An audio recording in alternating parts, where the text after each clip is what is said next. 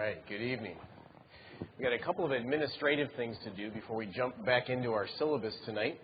If you don't have a syllabus, if you could just kind of raise your hand. We've got a few extras up here. All right, I see a hand over there. And a few more. We need to get a syllabus in your hand this evening. All right, keep bringing that thing back with you. Hold on to it. It's precious. Someday it might be worth something. All right. And if you have a seat, an empty seat next to you, could you just raise your hand? All right, we have some folks that are still looking for a seat. All right. Folks, come on down if you're still searching for a seat. All right, we'll get you down there. Now, what a wonderful day. What a wonderful opportunity this is. For a public speaker, this is like a dream. All right. I started out at 9 o'clock this morning. It's your first week of school. For most of you, like me, your head is spinning. Now that we've filled it full of stuff, you've had a whole long day. We have a lot of Chipotle in our stomach, all right? A lot of people went to Chipotle today and put a big old burrito in there.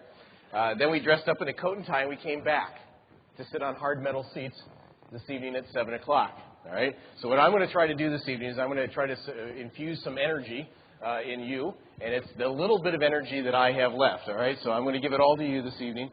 And we're going to jump back into where we left off this morning. Now, let me give you a quick review of where we were. There's a few people actually that are just joining us for the first time. Some spouses and so forth are here this evening. We started out yesterday talking about the fundamental question of our culture and how it's changed from the question why to why not.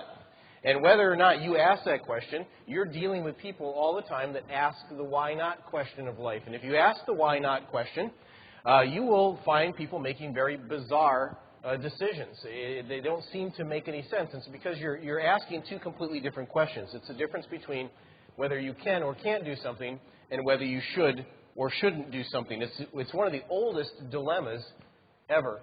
In fact, if you go all the way back to Plato and Socrates, you'll find out that the primary question of life at that time was the ought question. Should I? Ought I do this or ought I not? What ought man do? And so here you are today dealing with and wrestling with the exact same question. We moved on from that and we talked about paradigms a little bit this morning. And as we talked about paradigms, we agreed that paradigms were kind of a set of standards, a way of doing things. In fact, many of us, all of us, have thousands of different paradigms, and they fit and they apply to different situations. I'll give you an example of a paradigm that is at work right now. Most likely, and I can't guarantee this, but most likely you are sitting in the same seat or close to the same seat that you sat this morning. Is that a fair enough assessment? When you come to class and you don't have an assigned seating arrangement in your class, do you go back to the exact same place every time you go to class? Most of us do. Why is that? Because we have a territorial paradigm. We come in and we check out our territory, and that's ours. And we don't put our name on it, but it becomes ours. And so that's a very important one. When you were a little child, it started like this. The toy that you touched at 8 o'clock in the morning was yours at 4 o'clock in the afternoon, whether you were touching it or not. Remember that? All right, my kids would fight. Somebody else would touch that toy at 4 in the afternoon, and they would scream. And I would say, why are you screaming? That's mine. You haven't touched it since 8 o'clock this morning. Yeah, but I touched it then. It's still mine. All right, that's a paradigm at work. We have many of these things, and sometimes the paradigms fit, and sometimes they don't. Sometimes the model or the roadmap that we're using is appropriate for the situation, but many times it's not. And if the paradigm doesn't fit, what we experience next is something called frustration. So if you're frustrated in a relationship, if you're frustrated in your schoolwork, frustrated at work, frustrated with your parents, frustrated anywhere in life, the frustration is the fruit of the wrong paradigm. And that paradigm is yours to change. You most likely cannot change the other person's paradigm. You can only change yours. If I had one wish, and I had a magic wand, and I could make it work, when couples come into me for counseling as a pastor, I would wave the magic wand over their head, and I would get them to be concerned about themselves and themselves alone. But most people put the vast majority of their energy into trying to get the other person to change. Isn't that true? You know, you've been trying to change your parents for years, and it's like beating your head against a wall. They're just not going to do it. There are things at this institution that you might want to change. You know what? It's a little bit like trying to turn a huge ship. Once it gets moving in a certain direction, it's very, very difficult to turn. Not impossible, but it takes a long time, and it takes a lot of work and a lot of effort. So you know what? The paradigm, you need to look inward first for that paradigm change or that paradigm shift. We talked about where those paradigms come from. They come from parents and peers and culture, the media, TV, the internet, all of those sort of places. They help shape our paradigms. Then I asked you a question. I said, what can a paradigm change? And you agreed with me that, yes, a paradigm can change, and sometimes it can change overnight, and sometimes it takes a long time for a paradigm to change. Maybe a lifetime. Maybe 4 years of school it takes a paradigm to shift and to change. But we agreed that a paradigm can change. We talked about those influences then this morning that will help impact or change a paradigm, and they were major life events. And they were things like death or marriage or divorce, maybe financial difficulty, any number of things, a move, a job change, a birth of a child, any of those things, a serious illness or an injury can be a major life event that brings about a change in your life. It gets our attention. It's kind of like that picture of somebody grabbing you by the collar and sort of slapping you in the face a little bit and saying, "Hey, wake up, man." It gets your attention. Then I told you my story about 9/11 and how that was a life changer for me. That's not when I got saved. I got saved 30 years ago. But that was a moment in my life where the Lord reminded me in a very wonderful way, in only the way that the Lord can remind us. He reminded me, he said, "Steve, you're living on borrowed time. But I'm no different than you, because you're living on borrowed time as well. You just don't know it. Or maybe you do know it. But if you do know that today, let's do something about it. Let's not wait until a major life event comes along and slaps us in the face, or more specifically, hits us upside the head with a 2x4 before we change something. If you're frustrated in life, do something about it before God has to manufacture a major life event to get your attention." Is that fair enough? All right? So that's where we left off this morning. And let's pick up on page 7, because every change in life, every paradigm shift, if you want to follow the same terminology, every paradigm shift follows a predictable pattern. And we're going to take a look at that predictable pattern here this evening. Now, we talked about a variety of factors shaping our paradigms: family, friends, personal tragedy, major life events. It's also true that these changes may not take place without our cooperation. Some of these changes take a lifetime, while others can happen in an instant. Regardless of how long a paradigm takes to shift, each shift has 4 things in common. It's important for us to recognize and understand these 4 phases if we ever hope to influence a paradigm swing in our own lives. So if you want to see something change in your life, if you're tired of the frustration, and you ought to be, don't redouble your efforts tomorrow. Let's see the paradigm change first, and let's come back at it with the right roadmap, all right? When I gave you that illustration about the rock and roller coaster, which is over in Orlando, I said if you had a map of Disneyland, you'd be very frustrated because Disneyland's on the other side of the country. But many times we take that old tired map and we try to make it fit in the new situation, and it simply doesn't fit. Now, let's follow along here, and I'm going to show you here this evening on page 7. The first fill-in at the top is this. It's knowledge.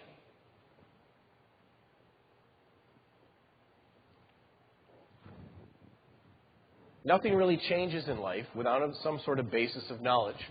Now, I wish we had time this evening to look up all of these verses. We don't. They're there for your reference.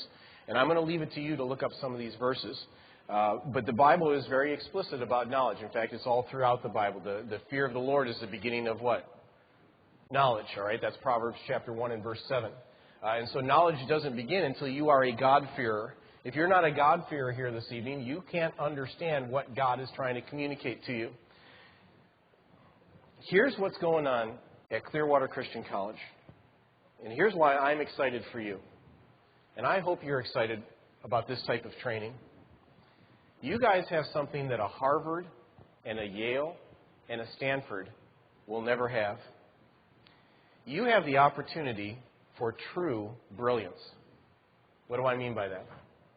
I don't believe that you can be brilliant, truly brilliant. I'm not talking about just intelligent. There's lots of people that are intelligent. They can get 1,600 on their SATs. That's wonderful. And a Harvard or a Yale might gather those people up, and they might have a wonderful, brilliant law career and write books and be applauded by people, and they might be very, very intelligent, off the scale type of intelligent. You can't be truly brilliant without a Christian worldview. Do you understand that? The truly brilliant people throughout history, the men and women who were truly brilliant, had a Christian worldview. They were people that, for the most part, were surrendered to Jesus Christ. They were the people that transformed the world around them. You have the opportunity to be truly brilliant, to truly transform the world around you, and to be a head and shoulders above your peers that go to those fancy, expensive Ivy League schools because you come into this with faith in Jesus Christ. Adding to that faith virtue, which is what we're talking about tonight, and to that virtue then knowledge. And you're going to get a top-rate education here at Clearwater. The knowledge part is second to none at Clearwater, and that part is wonderful. But the virtue part is the stuff that we want to kind of ramp up. We want to raise the standard here. So it begins with knowledge. Nothing changes. When I was a young pilot, the first time I set foot in an airplane was with the Navy. I had never even flown on an airliner or anything. And so they were training me to be a pilot, and I had never been in an airplane. And I'll tell you what, the worst 15 seconds of my life was the first takeoff down the runway. All right? I had never gone from rolling in anything to flying in anything. And so the airplane's shaking and it's vibrating, and I'm doing exactly what I was told, and I had a little bit of knowledge. All right? You ever heard that expression? A little bit of knowledge makes you what? Dangerous, okay? And I was very dangerous. And there was a fellow along with me that had a lot of experience. And he was there to bail me out. And so I just did what they said. I pushed the power up all the way, and the airplane shook like this, and we started rolling down the runway, and I'm rolling, and at the right speed, he says, rotate, and I pulled back on the stick, and we started flying. I was so excited about that moment, I started high-fiving myself. And I had about 10 things I needed to do. I needed to bring the flaps up in the gear, and I needed to check that the fuel wasn't leaking out and all this other stuff, and he's doing all that for me, and I'm like, I'm flying! I was excited and scared all at the same time. It began with a basis of knowledge. All right? We build on that basis of knowledge. Here's what knowledge does for us. Knowledge essentially dispels fear. We get over our fear. You know, once you learn something about the people on the other side of the hill, well, they're not, you're not so afraid of them anymore. And it's a wonderful thing to learn somebody else's story. It dispels fear. However, knowledge is factual, but not transformational. We live in a transformational, okay? We live in a knowledge age. The internet is exploding with knowledge. You can get information all over the place, yet we're dying for wisdom. I was asked by an admiral a few years ago about this course that we teach for the Navy, and he said, Steve, why do you think we're having such a wonderful response to this course? And I said, well, sir, it's very simply this way. I said, we live in an information age, and people are dying. They're starving for wisdom. And all we're doing is bringing a little wisdom into their lives. It used to be called common sense, okay? When there was a common morality in the country, but that common morality is gone. Now, I'm not talking about trying to create a world where we go back to the 40s and 50s. You can't do that. That common morality left years ago. But when I was a little guy, I was 6 years old, to give you an example of the common morality. My best friend was Jamie McKechnie. And Jamie's dad caught Jamie and I back behind his garage one day. And we had gotten a couple of half-smoked cigarettes, and we were pretending to smoke them. All right? Now, I never lit them. I didn't even know how to light a match at that, but we're 6 years old. I'm pretending to smoke a cigarette. He comes around, he grabs Jamie, throws him in the house. He grabs me by the back of the neck, and he walks me all the way home. Now, he walked me all the way down the block, and he lectured me the whole time. Stevie Scheibner, do you know what it means to smoke a cigarette? I'm going to tell your mom. Oh, Mr. McKechnie, don't tell my mom. I'm going to tell your mom. No, Mr. McKechnie. I was crying and wailing and everything. I was scared to death he was going to tell my mom. He dropped me off in front of my house, and I'm picturing that he turned around, and he probably laughed all the way home. All right? But you know what? There was an adult exercising his authority and his position to invest in a young child. And he invested in me, and I've never forgotten that. He gave me a bit of knowledge that I needed to know. Knowledge dispels fear. It's factual, but not transformational. Knowledge then needs to lead to number 2, discovery. Okay? Knowledge must lead to discovery. Discovery is that aha moment. It's when the light bulb goes off for the first time. And you might get some of those here at school. The fancy college word for it is an epiphany. You have one of those moments where you go, oh, that's what that means. I never knew that before. Well, now I know. And you discover how it applies to you, or maybe how it applies to a relationship or somebody else. But I get a lot of folks that come into my office, and look, let me draw a little loop here. All right? And they'll come in for any number of different reasons for counseling, and they're stuck in what I call the knowledge discovery loop. All right, kind of like your PC. It sort of gets stuck in a loop, and you can't get it out unless you hit Control-Delete or unplug it. And they come in, and typically a husband and wife will come in, and I'll start with the ladies, and I'll say, well, why don't you tell me why you're here today? And she'll say, well, we're having some problems in our marriage. Okay, well, what's wrong with your marriage? Well, I've done some things wrong, and I probably need to do some things better. And she'll take credit for a few things, and then she goes on for quite a lengthy time about all the things that her husband has done wrong. All right, and she goes into a lot of detail, but she'll tell me, this is what we need to do about it. And she's knowledgeable about what's wrong, and she's even discovered her part in it. And he's over there like this, and I'm like, okay, sir, you're next, And so I call on him, and he says, well, I've done some things wrong, and I probably could do some things better, and I know that we need to do this and that better. And then he goes off on a long rabbit trail about all the things that she's done wrong. And I'm thinking to myself, I've never said it out loud, but I'm thinking to myself at those moments, why are you here? You know what's wrong. You've even discovered your part in it. You've even told me what you think you need to do. And by the way, you're accurate. You're right. Why don't you just do it? All right, why don't you just do something about it? The problem is they're stuck in this knowledge discovery loop. You see, they won't break out of it. Why is that? Now, let's take a look at what discovery does for us. Discovery dispels doubt. We stop doubting when we discover something. It's emotional, but not transformational. Okay, and I'm just you can see how it's spelled above. It's emotional, but not transformational. You can have an emotional reaction to something. You can cry and weep bitterly about it and have it have no effect in your life whatsoever. Now, in a culture where we have learned to elevate feelings above virtue, where we have learned to ask the why not question instead of the why question, many people believe if they have that emotional response to something, that they've actually done it. Something has changed. And in fact, nothing has changed. They're still stuck in that loop between knowledge and discovery. Discovery needs to give way to, and here's the most important part of this illustration, number 3, ownership. Knowledge gives way to discovery. Once you have that aha moment, you need to quickly move to ownership.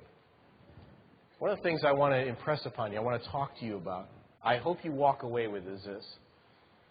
This college, this training, the Word of God, God wants us to take ownership of our relationships. He wants us to take ownership of our relationship with Him, ownership of our attendance at school, ownership of our grades, ownership of our studying, ownership of our relationship with our parents. He wants us to take ownership of all these things. It starts with knowledge, it leads to discovery, and it ends up with ownership. Now, let me ask you, what do you think keeps most people from taking ownership of the change they need to make in their lives? What do you think? I want to hear your response to that. Fear, that's a possibility. Very distinct possibility. Yep. What else? Pride. All right? Write that in big letters in between discovery and ownership. It goes just like this. Pride. Good old-fashioned, stubborn, stiff-necked pride. I don't want to say I'm wrong. I've seen more people go over the cliff together, their marriage dissolved, their family ruined, their reputation destroyed, with their pride firmly intact. It breaks my heart every time I see it. It's such a shame, but it's a very, very powerful thing, our pride, isn't it? You see, we don't want to admit that we're wrong, and that's all part of taking ownership. There's actually a step 2A here that I don't have written in your syllabus, but find a little space to write it in. 2A for the Christian is 1 John 1:9. It is confession.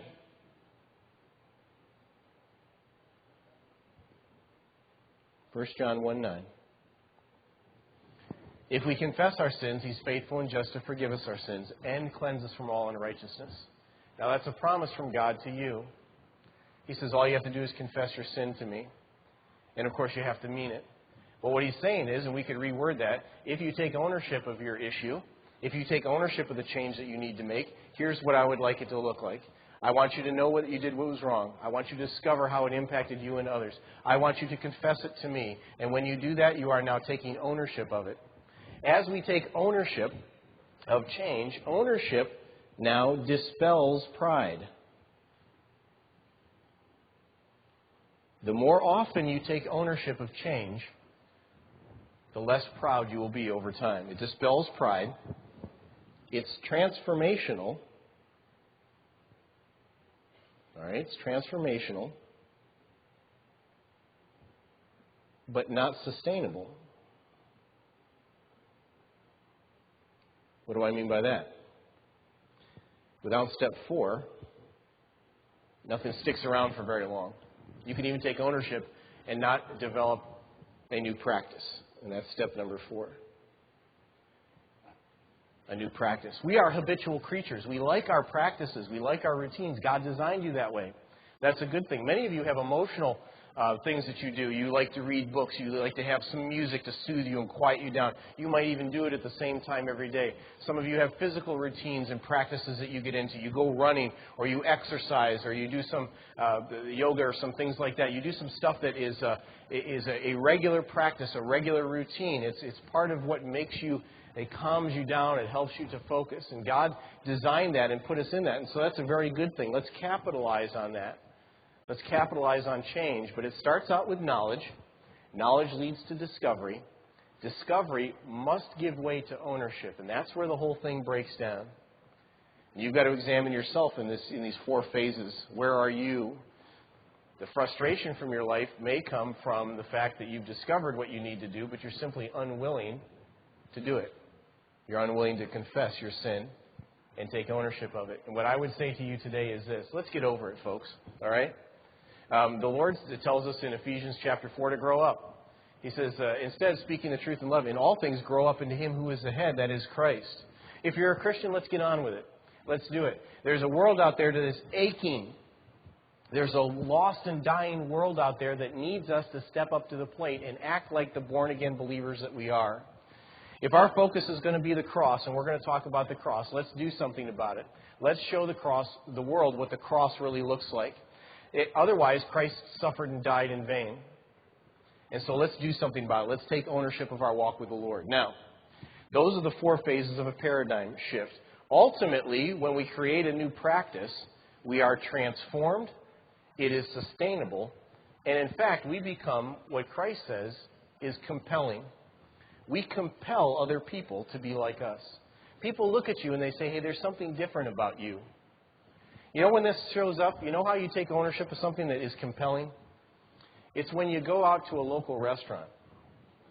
And in this town, there are 600-700 of us here this evening. You frequent the restaurants and Borders and those kind of places where you get to go around here. Do you tip 15 to 20%? Or do you walk out and stiff the waiter or waitress? The worst thing that you could ever possibly do if you're going to stiff the waiter and waitress is leave a track. Please don't do that. That's shameful behavior. But I know Christians that do that. It sends the wrong message altogether. Do we come in and we're all rowdy and we're boisterous and we mess up the place and destroy it and make it hard on them and then walk out like we own the place? We ought to be circumspect. What does that mean? We need to be careful as we come into places. We need to be respectful of other people around us. All of that takes courage. It takes commitment, but it brings honor to God. That's what we started talking about yesterday. It shows up in the little things of life, not the big things. The little things like going out to eat at a restaurant. All right? Now, let's turn the page.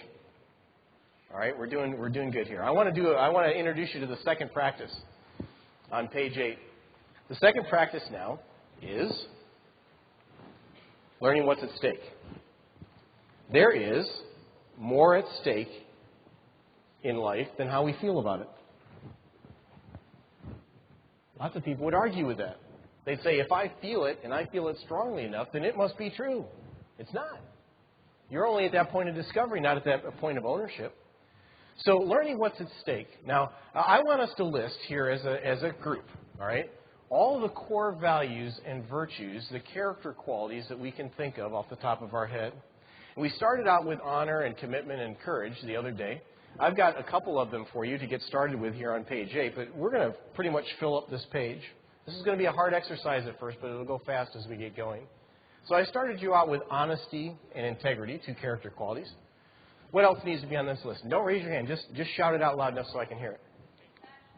Okay, we got compassion. And write all these in. You want to make sure you fill up your page. What else? Patience. All right, patience is a virtue. Patience. What else? Okay, let's do the ones we had on the other page. Let's do honor, commitment, and courage. All right. What else? Dependability and respect. All right. Keep writing. Dependability. We only put ones down that I think I can spell. Start respect over in another column. Give yourself some space underneath it. What sort of things can we have respect for? Respect for people. All right. What else? Authority. That's very interesting. You know, when I teach my Navy classes, I get that all the time because we're in uniform, and so they understand a respect for authority. It's kind of interesting, though, in the broader culture. One of the main things that I try to teach into as a pastor is the terribly low standard these days regarding respect for authority. Most of us have contempt for authority. It oozes out of our pores many times. We don't like to be told no. We don't like to be put under authority.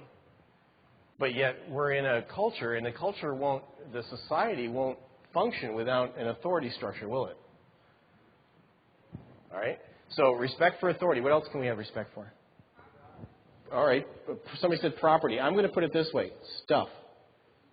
Right? And that includes everything. Right? Now, my stuff is stuff. Your stuff is junk. Right? Many times we approach it that way, but stuff is stuff. All right? What else can we have respect for? Respect for self? Sure. And that's very important. Okay. What else? The Bible. All right. Let me put down God's Word. All right. The Bible. And I'm also going to put down beliefs. All right. And that's a subset of the Bible. Here's a very important thing. There are people in this room that don't believe the exact same way that you do. They have other convictions that you don't. Do you support them in their convictions? Or do you belittle them and make fun of them and try to bring their standard down? If they have a standard that's higher than yours, perhaps you could learn from them. But at a minimum, you should learn to support somebody else who has a conviction. Instead of always trying to bring everybody down, we need to be raising the standard. And that's what we're talking about. We're talking about lifting up and raising the standard. Tomorrow morning, we're going to look at Exodus chapter 17, and we're going to look at the implications of raising the standard and lowering the standard. All right, but that's coming up tomorrow. What else can we have respect for?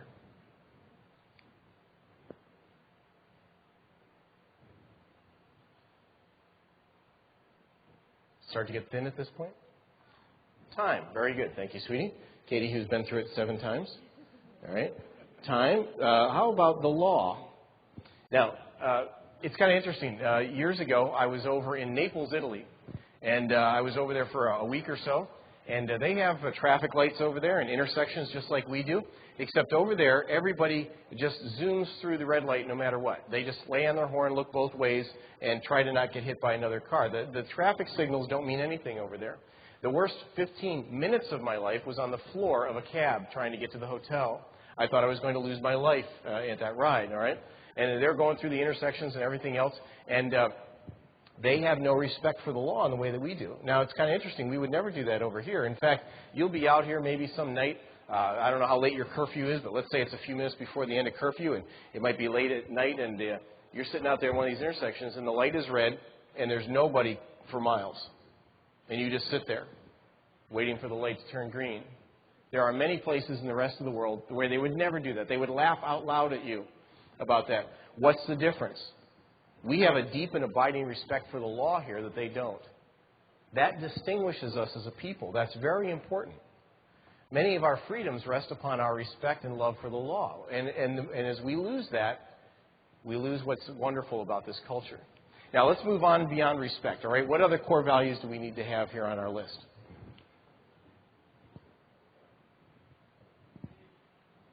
Humility? Did I hear that? Okay. Yep, that's a wonderful one. Humility. What else? Self-control. Wow. You know, honestly, if we just had more self-control, this would be a wonderful world. One of the things we teach our children when they were little was self-control, and they would have to fold their hands. Wouldn't that be great if we could teach that to the whole world?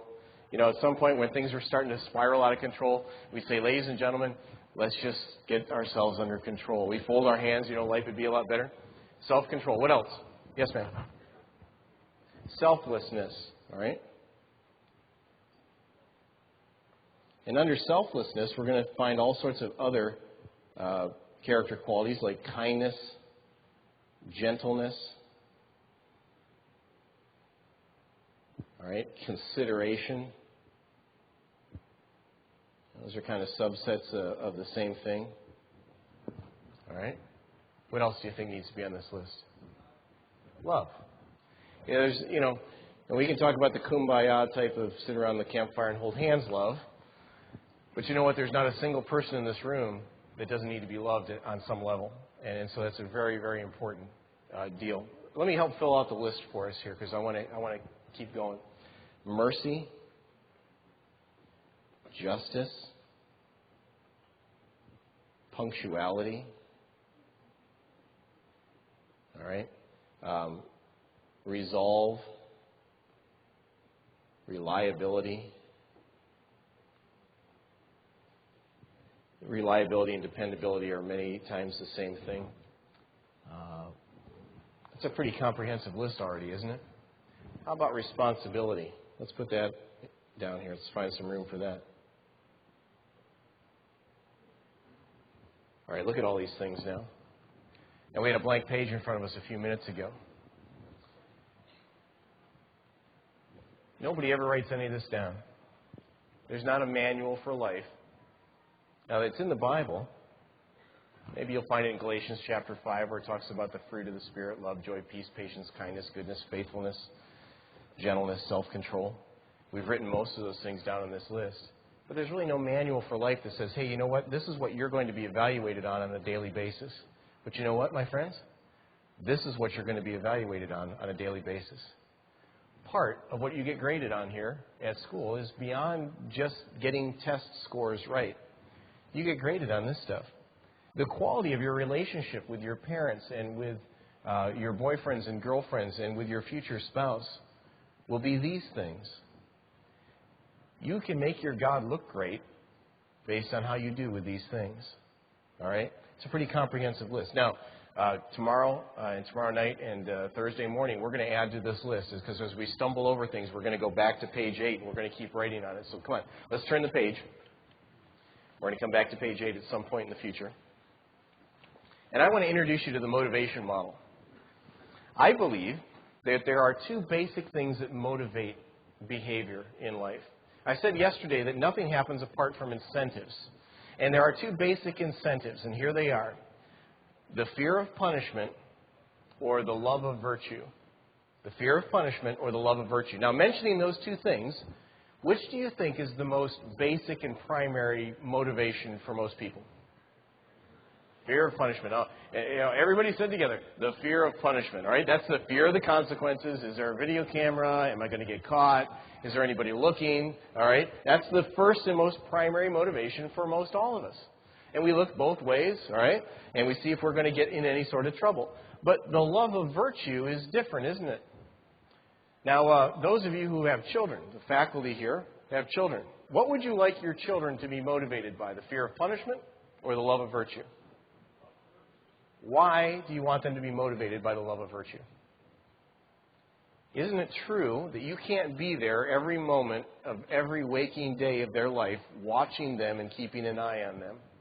We teach right from wrong, which is really teaching into a love of virtue, so that we have a long-range motivator. But I would contend this evening. As a motivator, the fear of punishment is only as effective as an individual's love of virtue. Now listen to that. The fear of punishment is only as effective as our love of virtue. If you ever get into trouble, let's say you get into trouble here at Clearwater. You get into trouble, and you go to see whoever you need to see at the appropriate level. They have an imaginary drawer in their office. And in that imaginary drawer are 3 imaginary sticks. There's a small one, a medium one, and a real big one. All right? And you get into trouble for the first time. You go to see somebody. They pull out that imaginary drawer, and they pull out the little stick, and they whack you with the stick. All right? And that small stick represents a tongue lashing, a slap on the wrist, maybe a good admonition, or don't do it again. I'm disappointed in you. Now get out of my office. I don't ever want to see you again. All right? And you'd walk away and you'd say, okay, I won't do that again. But if you get into trouble a second time, maybe for the same thing or something different, you come back and the drawer gets pulled out, and now the medium stick comes out. Ooh, that medium stick's kind of big. And they whack you with that medium stick. Now that's going to be something different. It's going to be a huge amount of demerits. Maybe you get campus. Maybe you have to take a semester off. Maybe they invite you not to come back again. You know, maybe it's something like that. It's something fairly big. The third time you come back, the drawer gets pulled out and the big stick comes out. Now, the big stick is really not meant to rehabilitate you. All right? You're a lost cause when the big stick comes out. The big stick is designed to remove your head from your shoulders, all right, as an example to everybody else. And after you're long gone, they say, now let that be an example to you. You don't want to end up like that poor fellow, all right? And every institution in the world has an elaborate discipline system in order to bring people along. But the discipline system doesn't work unless there is something for it to make a connection with. Those sticks must connect with something that's already inside the individual. And that's got to be a deep and abiding love of virtue. We're seeing more and more people these days that have less and less of a love of virtue. Remember yesterday I talked about that young couple that left their 9-month-old baby at home? Is it possible that nobody ever taught them responsibility? Is that possible? What do you think? I think it depends on how old you are. If you're a 40-something, you're going to wrestle with that, and you're going to go, I don't think it's possible, Steve. They must have known right from wrong. They must have known responsibility. If you're younger than that, you're going to go, yep, I think it's very possible that they had never learned responsibility. Why? Because they were asking the why not question of life. I believe that nobody ever taught them responsibility. Now, does that get them off the hook? No, it doesn't. They're still on the hook. They're still responsible. But what's happening is when they went through the discipline system and those 3 sticks got pulled out, none of them had any effect on them. It didn't change their behavior one bit. They never took ownership of their action. Why? There was no love of virtue on the inside. Who puts the love of virtue inside the individual? You do. You're the one that opens up that window and says, I'm going to welcome that in. Nobody can force that on you. Maybe mom and dad and your relatives can help you with that when you're younger. They should teach you a deep and abiding love of virtue. But you know what? Guess what? They're not here. Tag, you're it. It's your turn now. How is that love of virtue doing in your life? Do you really love that? You know what? The difference between somebody of character, somebody that has a love of virtue, it's measured by who you are when nobody's looking. Who you are when nobody's looking. When nobody would ever catch you, what is your behavior like? When the authority structure is removed, what is your behavior like? When you're in a dorm room and everybody else is watching movies, which are off the list, it's not okay here to do that. But everybody else is doing it. You're now applying the new virtue. Do you have a love of virtue? Are you the person that stands up and says, this isn't right? Or do you allow the standard to be lowered perpetually? You won't like this place very much if you allow the standard to continue to be lowered. We must be people who step up and say, you know what? I love virtue more than the fear of you, the fear of man. And I'm going to step up and say, hey, this isn't right. and I'm going to speak up. So the short-range motivator here is the fear of punishment. The long-range motivator is the love of virtue. And I would ask you this question at the bottom of page 9. What motivates you? Fair enough question this evening? What motivates you? Now, let's take a look at, and Dr. Berggraf, can I have that bottle of water? There's a lovely sort of allergy thing that's going on here in Florida that is not going on in Maine, and you can hear it in my voice right now. So you can pray for me the next couple days because I'm losing my voice. All right, thank you. Now let's take a look at page 10. And we're going to finish up with the third practice this evening. The third practice is preferring proactivity and rejecting reactivity. So we talked about the two basic motivators in life, love of virtue, fear of punishment. All right? Preferring proactivity and rejecting reactivity. There's a statement here in a book called The 7 Habits of Highly Effective People by Stephen Covey. And it goes like this. He says, our behavior is a function of our decisions, not our conditions. Our behavior is a function of our decisions, not our conditions. Now, I want you to wrestle with that one for just a moment. And I wish we could kind of go around and get a feel for how people react to that. But I'll tell you what I get over the years. I've gotten a variety of different reactions to this. Some people agree with it wholeheartedly, absolutely. Some people vehemently disagree. They say, you know what, a condition can be set, somebody can push my button, and you know what, I just get angry. Can somebody make you angry? You get a fair amount of yeses on that. Did anybody say no? Can somebody make you angry? If you let them. All right, that's fair enough. All right. Now, the fair and lovely Mrs. Scheibner, she's right over here. And it's not that we've ever disagreed, but on occasion, Mrs. Scheibner and I have been known to get in some heated fellowship. All right. And you can tell when we're having one of those heated moments because the 8 Scheiblets go to the 8 corners of the house and they're gone. There's like little tumbleweeds rolling through the house, you know. Where are all the kids gone? And the voices are raised, you know that, you know. And Mom and Dad are kind of going at it, and everybody sort of goes to their separate room and puts their headsets on and tries to get away from it for a moment. And so we'll be having one of those heated fellowship moments, and maybe we're raising our voices, and we're talking to each other like this, like we don't like each other very much. And then in the middle of it, the phone rings. Right? She walks over to the phone, and I'm just honking mad, and she's honking mad. And she goes over, and she picks up the phone, and she says, hello. Oh, yes. Oh, yeah, we did. I'd love to be on the fellowship committee. You know, can I call you back in just a few minutes? Something's on my mind, and I need to call you back. Thank you very much. And she pleasantly says and sweetly says, goodbye. And she hangs up the phone, and then the veins start bulging again. She comes back at me. And then I'm twice as mad now because I'm like, oh, you could be nice to them on the phone, but now you're, nasty person to me. By the way, I've done that to her a fair amount of times, too. You know what that punctuates for us is this. We can turn it off and turn it on just that fast. Can't we? It's all about incentives. If something is really important to me, I can just turn it on just like that. I can be charming if I have to be. And you know what? I agreed to love that woman for better or for worse for the rest of my life. She is my life mate. She is the most important thing in the world to me. But I can't put it on for her for a minute or two, even when I'm feeling angry.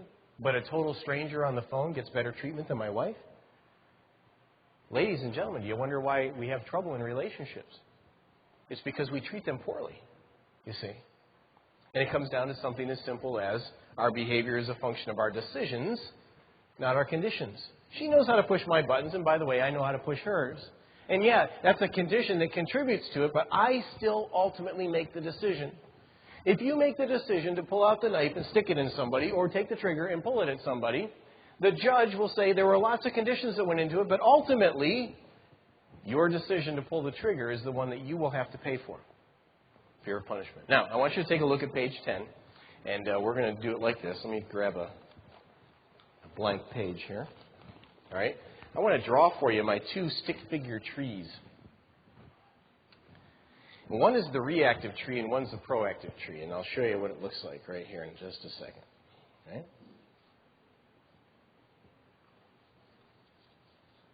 All right. Pretty good stick figure trees, eh? All right. Now, let me set up the premise for you.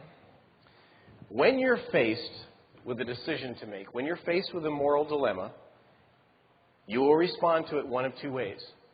You will either respond to it reactively or you will respond to it proactively. All right? Faced with a moral dilemma. Every day you're faced with dozens of these. You're either going to respond reactively or proactively. Now, let's take a look at what the reactive response looks like. And I'm going to draw on the trunk of the tree somebody who is highly reactive. And I'll get you started. You're going to see a high degree of anger in people who are highly reactive. What other sort of fruit are you going to see from a highly reactive person? What do you think? All right, you're going to see sarcasm. I would be the charter member of Sarcastics Anonymous. It's not a spiritual gift, by the way, but hi, I'm Steve, and I'm sarcastic. All right, it's been a lifelong problem for me. All right, what else do you see on people that are highly reactive? Bitterness. All right, they're going to be bitter. Yep, absolutely. What else? Disgust. Yeah. How do you spell disgust? I've never written this one up before. Help me out. G. I don't know, something like that. Here I am in front of 700 college students. All right. Humility, but that doesn't show up on the reactive tree. All right. What else is highly reactive people? What else do you see? Yes. Rash. Okay. Oh, I got it. Disgust with a T. All right. If you just line through it enough, it looks like, it's okay. All right. They're rash. All right. What else do you see on the highly reactive folks? Temper. All right.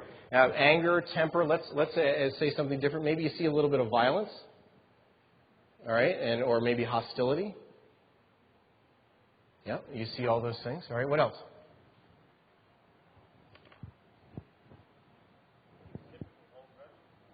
Say again?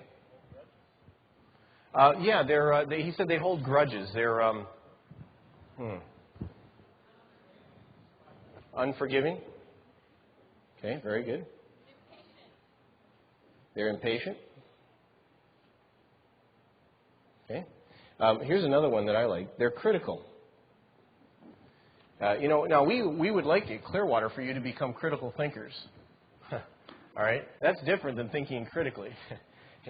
Critical thinkers are people who logically work through something. There are a whole bunch of us that are just critical about everything. It's really easy to be critical. This person is also cynical. All right? What does it mean to be cynical? It means that the cup is half empty. All right? The world's out to get me. They always see everything as a cup half empty instead of cup half full. This person is also full of, look at this one, expectations. All right? Expectations. Now, what do expectations look like? Expectations are different than standards. When God has an expectation, it's called a standard because it's always consistent, it's always perfect, it's always from Him. Expectations are those little things that we come up with that, by the way, we hardly ever communicate to anybody else, and we just keep it to ourselves, and then we spring it on them at the last minute. A couple of years ago, the fair and lovely Mrs. Scheibner and I went shopping. And I'm a big spender. I like to take her out to go shopping. So we went to Walmart, right? And we bought about half the store there at Walmart. And we came home, and I'm trying to be a gentleman. And so I said, honey, I'll bring this stuff into the house. And we had bought, I think, a toaster, and it was a little box, and there was another little box of something. And I said, but you got to help me out. So she put a box under each arm. And we had exactly 10 of those plastic bags, one for each pastoral digit, right? Okay? So she's lacing me up with all of these bags, and I'm looking like an old pack mule, and I'm walking behind her as I'm coming towards the door, and she's about 10 steps ahead of me. And she comes up the steps to the door of the house, and as I'm doing this, I'm building an expectation in my mind, right? What's my expectation? She'll hold the door open. Anything wrong with that expectation? No, nothing wrong with it at all. I mean, she should have held the door open for me. But we don't ever communicate an expectation. We just hold on to it, you see, to see if they're going to get it. You should, if you really love me, you just know. You ever heard that one, guys? If you really love me, you'd know. Okay, so we're coming up to it, and then I hear the door open, and I hear the door wham closed. Right? Now I schlep up the steps, and now all of this fruit starts popping out. All right, anger, hostility, unforgiveness, impatience, cynicism, all right? And I'm coming up to her, and I'm looking through, and in our house, you can see through to the living room, and you can see the television where it used to be. And the children were sweetly watching cartoons. And my wife is leaning over the kitchen counter, and she's watching the cartoons with them. Oh, did that make me mad? So I start banging on the door to get her attention. And, so I start banging on the door, but I don't bang on the door with a part of my body that is appropriate for banging. I bang it on with the closest thing that's to the door, my head. So I start banging on the door, and I'm banging with my head, and it hurt. But that's okay, because I'm stupid, so I'm banging on the door with my head, and every once in a while she turns around, and she does one of these, like, what is wrong with this man? But she's not coming to the door. So this goes on for a minute or so, and eventually she makes it back over to the door. She opens up the door, and she's greeted by sarcasm. All right? I say to my wife, they name roads after people like you. And she sweetly says, what do you mean? And I said, one way. Now we're in a fight. Okay? Now, gentlemen, at least I know how this one got started. I started it. Most of the fights, I have no clue. But this one I knew. I threw the first punch in this one. And then I get, of course, as Paul Harvey used to say, the rest of the story. Now, I find out she comes through the door. Our door closes naturally on its own. She comes through the door. She hears a scream from the living room. A child who will remain unnamed was old enough to know better, standing on our white carpet and is bleeding, has a nosebleed, and is saying, my nose is bleeding. My wife says, get off the white carpet, but my nose is bleeding. Get off the white carpet, but my nose is bleeding. They're going through this whole thing while her fool of a husband is beating his head against the door. Right? She's very much like a ringmaster, my wife. She's been in this three-ring circus all these years, all right, and putting up with all of us.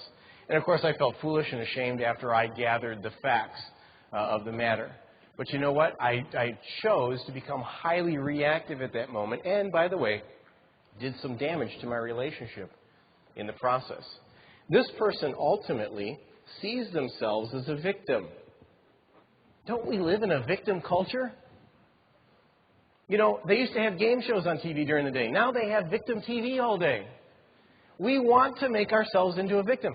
The folks that elevate feelings above virtues want to become a victim. Ultimately, this person sees themselves as a finger-pointing blame assessor.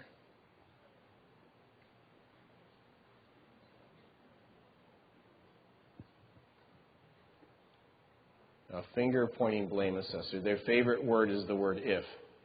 If people understood me better, if I made more money, if my mortgage is paid off, if, all right? Finger-pointing blame assessor. Now, let's take a look at the proactive tree, and we'll finish with this. Let's look at people that are highly proactive.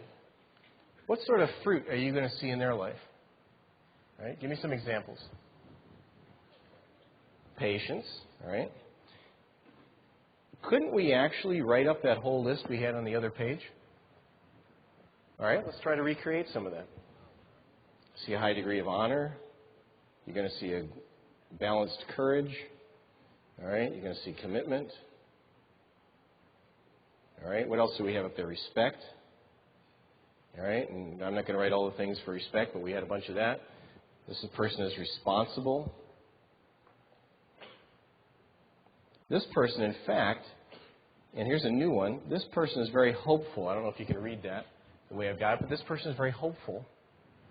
If you look at the reactive person, they're very hopeless. They believe that tomorrow is going to be worse than today. The hopeful person believes that tomorrow is going to be as good or better than today. Why? Because they've chosen to be proactive. This person is ultimately successful. That doesn't necessarily mean that they're rich. I think when we think of successful, we think of wealthy. Not necessarily. It's people that when they take on relationships, when they go to school, when they take on a job, when they go to the restaurant, when they get in their car with their friends, they are successful. Why? They've chosen ahead of time to be proactive. What does the word, or the prefix, pro, mean? It means this. And I'm out of time. I'm sorry I'm telling you all this stuff, but pro means before. This person is before active. They decide ahead of time, before they're ever faced with that moral dilemma, how they're going to respond to it. They decide ahead of time, get this, to elevate virtues above feelings. How can they do that?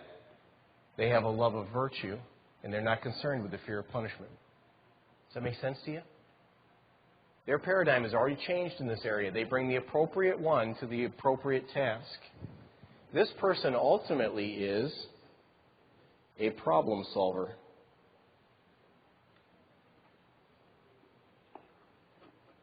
I guarantee you there are no shortage of problems here at Clearwater Christian College. And I bet you can identify most of them, if not all of them.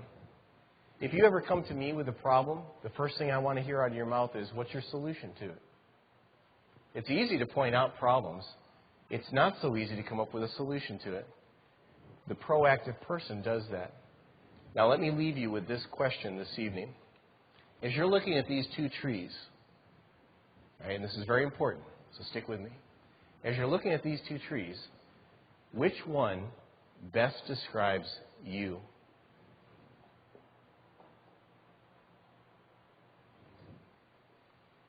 If most of us are honest, we're looking at that reactive tree real hard. We're saying, you know what? I spend far too much time being reactive.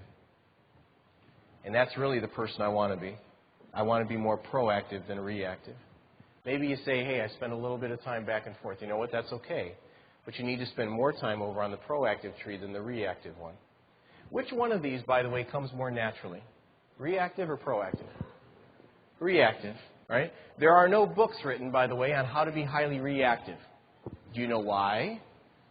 We wouldn't sell any, all right? There are tens of thousands of books written on how to be proactive, how to be successful, how to be hopeful, how to be committed and respectful, all those things. There's lots of books written on that because it takes work, my friends. To have a love of virtue, to elevate virtues above feelings, it takes work. But you know what? I know that you're up to it. I know that you can do it. Because if something's important enough to you, if you want to make your God look great, you'll do it. And by the way, the benefits will be yours. Success, blessing, responsibility, all of those things are the things, the blessings that God will give you. God is aching for you and I to become proactive people. I want you to leave you with that thought tonight. Tomorrow we're going to come back and I've got another fresh illustration for you, which is going to pick up from this. And we're going to go on to something even better. All right? That's it for this evening. All right? I'm tired and you're tired. Dr. Burgraff, he's got some announcements for us.